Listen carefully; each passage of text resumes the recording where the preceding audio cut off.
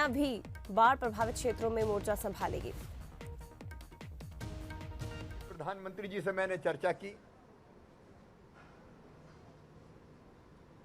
और प्रधानमंत्री जी को सारी स्थिति से अवगत कराया।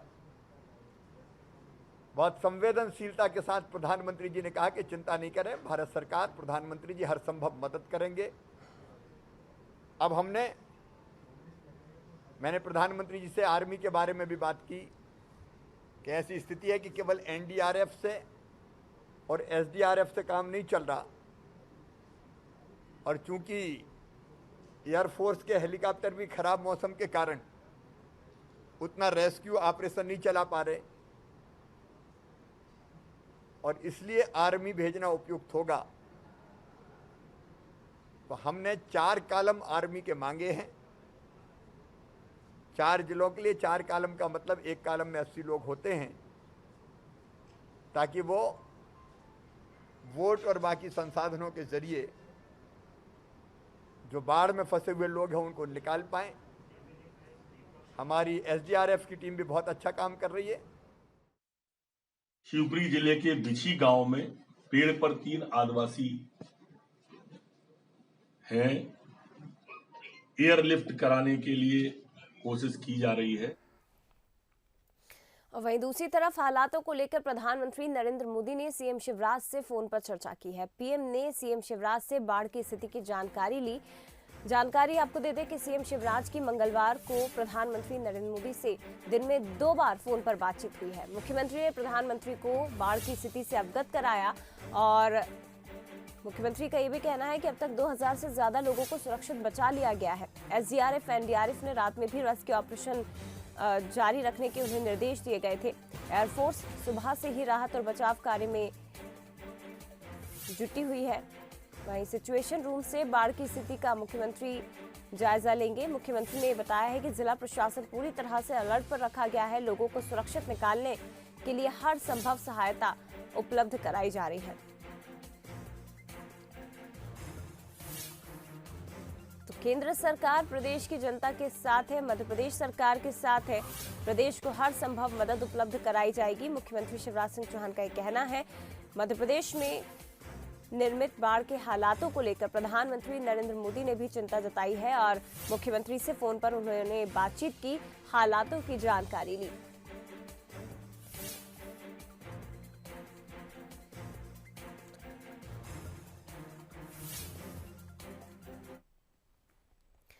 अगली खबर भोपाल से है, जहां बाढ़ग्रस्त इलाकों का जायजा लेंगे गृह मंत्री डॉक्टर नरोत्तम मिश्रा। एक दिन के दतिया डबरा दौरे पर रहेंगे।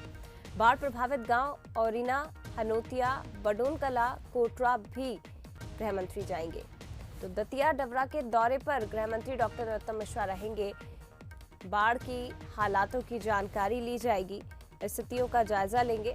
बाढ़ प्रभावित गांव औरीना, हनोतिया, बडोनकला, कोटरा गृह मंत्री डॉक्टर नरोत्तम मिश्रा जाएंगे। तो बाढ़ग्रस्त इलाकों का जायजा लेंगे गृह मंत्री डॉक्टर नरोत्तम मिश्रा। एक दिन के दतिया डबरा दौरे पर रहेंगे।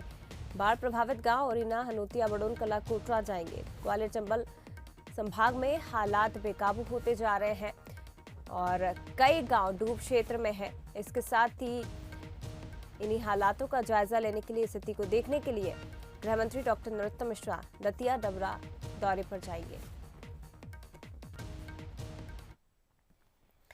इधर दतिया के ककेटो मड़ीखेड़ा बांध से 10,000 क्यूसेक पानी छोड़े जाने के बाद अब सिंध नदी ने रौद्र रूप ले लिया है। सिंध नदी के तेज पानी में गोरा घाट के नजदीक लांच का पुल और रतनगढ़ वाली माता मंदिर का पुल बह गया। सिंध नदी में पानी 18 मीटर से अधिक बना हुआ है। दतिया जिले की सीमा में सिंध नदी का बहाव तेज हो गया। वहीं तेजी से पानी आने की वजह से सबसे पहले लांच के पुल के पिलर टूटे और फिर पुल नदी में समा गया। इसके बाद इंदरगढ़ क्षेत्र के नजदीक रतनगढ़ माता मंदिर का पुल भी उखड़ गया। दोनों ही पुल बह गए हैं। इधर सेवड़ा में भी सिंध नदी का स्ट्रीट टाइम का पुल नदी में डूबा हुआ है। नए पुल से करीब 15 फीट नीचे पानी तेज रफ्तार से बह रहा है।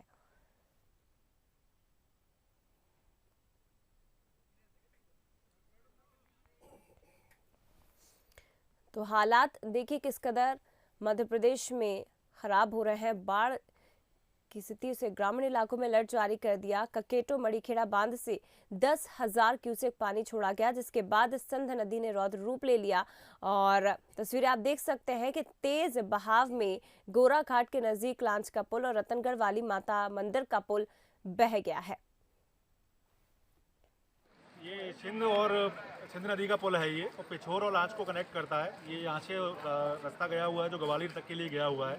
सुबह 8 बजे पुल के कम से कम 3 फुट नीचे पानी बह रहा था और अभी की स्थिति ये है कि पुल देखते देखते बह गया है और तैयारियों पुलिस की तरफ से पूरी है। रात को ही कल कंट्रोल रूम के माध्यम से और श्रीमान पुलिस अधीक्षक महोदय के माध्यम से संदेश प्राप्त हो गया था कि मड़ीखेड़ा डैम के 8 गेट खोल दिए गए हैं। तभी से ही फोर्स डिप्लॉयड कर दिया गया है।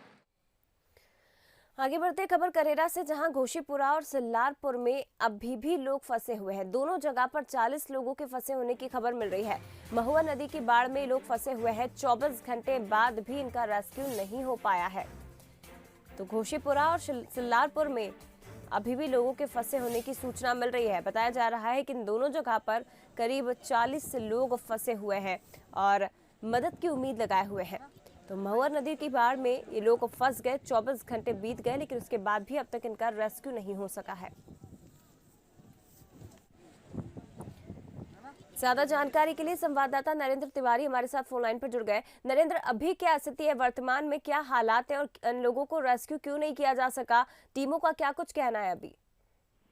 रेस्क्यू के लिए सिल्लारपुर की अगर बात करें तो वहां आईटीबीपी की टीम पहुंची थी, लेकिन पानी का बहाव अधिक था और आईटीबीपी के अधिकारियों का उस वक्त ये कहना था कि हमारे बंदे तो इस साइड से उस पार चले जाएंगे, लेकिन वहां से लोगों को लेके आ पाना संभव नहीं है क्योंकि बहाव बहुत तेज है। उसके बाद आईटीबीपी की टीम वहां से सरसोत के लिए रवाना हो गई थी और रात को 10 बजे जब मेरी स्थानीय प्रशासन से बात हुई तो उनका कहना था कि नहीं, अभी इन लोगों को नहीं निकाला जा सका जो सिल्लारपुर में लोग फंसे हैं। ऐसे ही 4 लोग जो है गणेश मंदिर और घोसीपुरा के बीच जो टापू है नदी का, वहां फंसे हुए हैं। इन दोनों जगह के लोगों को नहीं निकाला जा सका। रात को बात हुई थी। अभी सुबह स्थानीय प्रशासन से जब बात हुई है तो उनका कहना है कि 7 बजे के बाद वो पुनः वहां पहुंचेंगे और रेस्क्यू स्टार्ट करेंगे, क्योंकि ये दोनों जगह ऐसी थी जहां बिना हेलीकॉप्टर के इन लोगों को नहीं निकाला जा सकता था और कल प्रशासन को यहाँ हेलीकॉप्टर नहीं मिल पाया है। अब चूंकि प्रशासन इस बात का इंतजार कर रहा है कि जैसे नदी का बहाव कम होगा तो रास्ते के सहारे उन लोगों को निकालने की कवायद की जाएगी। जी जया। नरेंद्र, कितना समय भी माना जा सकता है, क्योंकि 24 घंटे से ज्यादा का समय बीत गया है, ये लोग मदद की आस लगाए बैठे हैं। कितना समय और अभी इंतजार करना होगा इन लोगों को? देखिए, समय की बात करें तो स्थानीय स्तर पे जैसे कि यहाँ एक तहसीलदार हैं जो कि पूरी तरह से इस बाढ़ आपदा को लीड कर रहे हैं। इसके अलावा कोई वरिष्ठ अधिकारी यहाँ नहीं है और उन्हीं से जब मेरी बात हुई तो उनका कहना है कि हम सुबह स्टार्ट करेंगे, क्योंकि रात को जब सरसोत के लोगों को निकाला गया तो वहां से शाम को 7 और 8 बज गए थे और अंधेरा हो जाने के कारण ये यहाँ कार्रवाई नहीं हो पाई। अब सुबह उन्होंने आश्वासन दिया कि सुबह हम चालू करेंगे, तो देखना होगा कितने बजे तो वो चालू कर पाते हैं। बट लोगों को दहशत के बीच में ये एक रात और गुजारना पड़ी, ये बहुत बड़ी बात है। बिल्कुल, शुक्रिया आपका नरेंद्र जानकारी के लिए। तो घोसीपुरा और सिल्लारपुर में अभी भी लोगों के फंसे होने की सूचना मिल रही है। हालांकि राहत की बात यह है कि लोग पूरी तरह से सुरक्षित हैं, मदद की उम्मीद अभी लगाए हुए हैं। वहीं दूसरी तरफ टीमों की यदि बात की जाए तो नदी का बहाव तेज होने के चलते, पानी का बहाव तेज होने के चलते टीमों को भी थोड़ी परेशानियों का सामना करना पड़ रहा है। ऐसे में उम्मीद जताई जा रही है कि हेलीकॉप्टर के जरिए ही इन लोगों का रेस्क्यू किया जाएगा और उसमें थोड़ा सा समय अभी लग सकता है।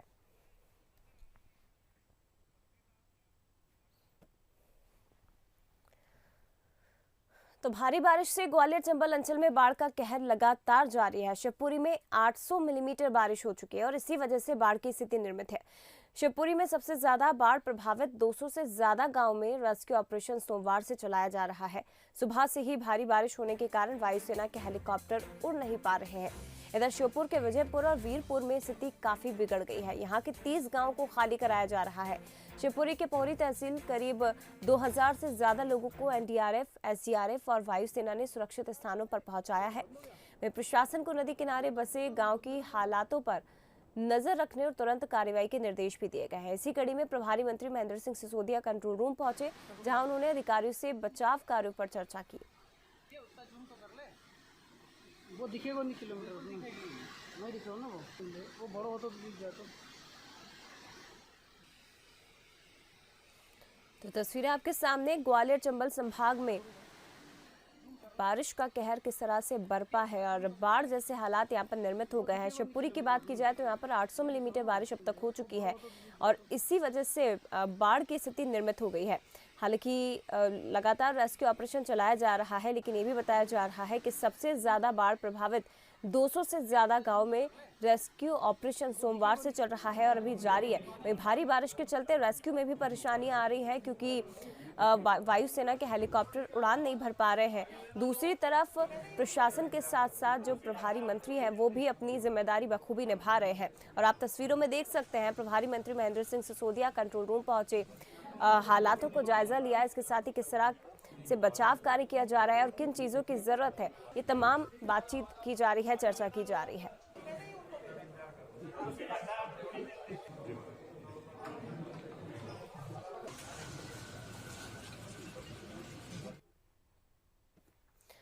तो ग्वालियर के भितरवार में सिंध और पार्वती नदी के किनारे बसे गांव में बाढ़ का संकट बढ़ गया है। देर रात अचानक हरसी बांध से 3 लाख क्यूसेक पानी छोड़ने पर शिवपुरी सीमा से लगे भितरवार के कई गांव पानी में घिर गए। साथ ही मोहना और करहिया इलाके में भी कई गांवों में अलर्ट जारी कर दिया गया है। पार्वती नदी के किनारे खिरिया गांव को देर रात प्रशासन की टीम ने खाली करा लिया। एक और गांव को भी खाली कराया जा रहा है। लगभग 20 गांव ऐसे हैं जहां अलर्ट जारी किया गया। वहीं कलेक्टर ग्वालियर कौशलेंद्र विक्रम सिंह पल पल की हलचल पर नजर बनाए हुए हैं।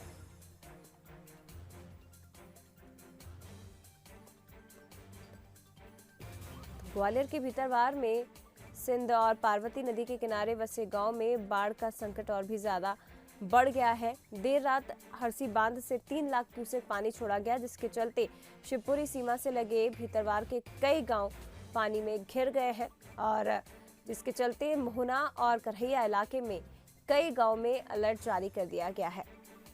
तो सिंध पार्वती नून नदी उफान पर है। बारिश से हरसी डैम भी पूरी तरह से लबालब हो गया है। देर रात 3 लाख क्यूसेक पानी नदियों में छोड़ा गया, जिसके चलते हालात और भी ज्यादा बिगड़ गए। कई गांव इस बाढ़ में घिर गए।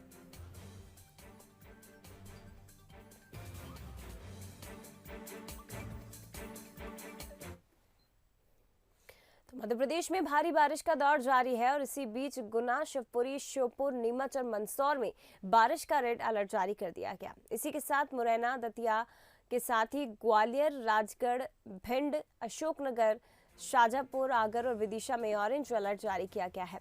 वहीं दूसरी तरफ नरसिंहपुर, रतलाम, होशंगाबाद, छतरपुर, टीकमगढ़ में और खंडवा में येलो अलर्ट जारी किया गया। आपको बता दें कि 1 जून से अब तक प्रदेश में औसत से 12% ज्यादा बारिश दर्ज की गई है और इसके साथ ही प्रदेश में 534.4 मिलीमीटर बारिश दर्ज हुई है।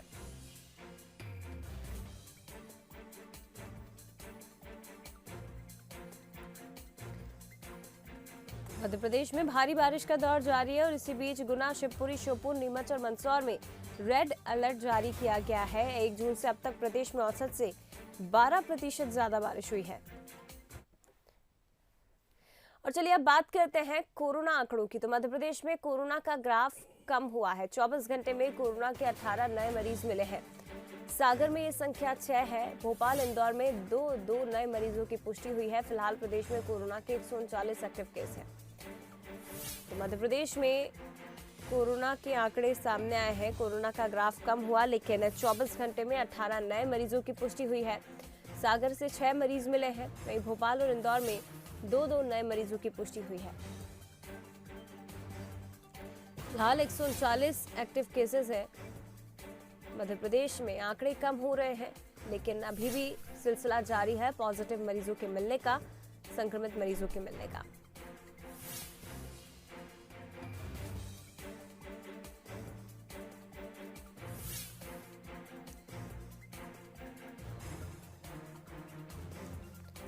तो 24 घंटे में कोरोना के 18 नए मरीजों की पुष्टि हुई है। मध्य प्रदेश में कोरोना का ग्राफ कम हुआ, लेकिन मरीजों के मिलने का सिलसिला भी जारी है।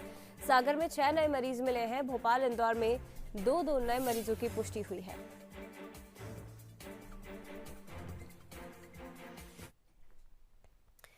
तो देश में उत्तर प्रदेश ने कोरोना वैक्सीनेशन को लेकर इतिहास रच दिया है। टीके के 5 करोड़ से ज्यादा डोज लगाने वाला देश का पहला राज्य यूपी बन गया है। 4 करोड़ से अधिक लोगों को टीके की पहली डोज लगी है। मंगलवार को एक दिन में करीब 20 लाख लोगों को टीका लगाया गया। ट्रेस टेस्ट ट्रीट के साथ आंशिक कोरोना कर्फ्यू और सर्वाधिक टीकाकरण का बड़े पैमाने पर असर हो रहा है। आपको बता दें कि यूपी में aggressive testing, micro containment zone, गांव में निगरानी समितियों के माइक्रो मैनेजमेंट और ट्रीटमेंट ने कोरोना को काबू किया है। 25 करोड़ की आबादी वाले उत्तर प्रदेश में कोरोना के महज 672 एक्टिव केसेस हैं। यूपी में जितने कुल केस, उससे कई गुना ज्यादा दूसरे देशों और राज्यों में रोज मामले आ रहे हैं।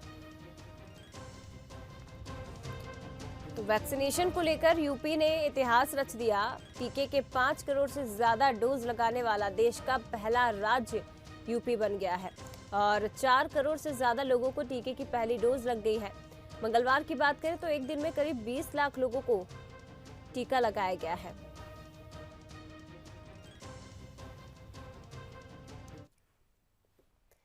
और इधर किसानों के लिए सीएम योगी आदित्यनाथ ने खजाना खोल दिया। मुख्यमंत्री योगी आदित्यनाथ ने प्रदेश के सालाना बजट से ज्यादा किसानों को दिया है। कई मदों में रिकॉर्ड 6,80,708 करोड़ रुपए का भुगतान किसानों को किया गया। पिछली सरकारों की तुलना में कई गुना धनराशि किसानों को 4.5 साल में दी गई। पहली बार गन्ना किसानों को 1,40,000 करोड़ से अधिक का भुगतान किया गया। रमाला, पिपराइच, मुंड्रेवा चीनी मिलों समेत 20 चीनी मिलों का आधुनिकीकरण विस्तारीकरण किया गया है। किसान सम्मान निधि में 2.5 लाख किसानों को 32,500 करोड़ दिए गए हैं।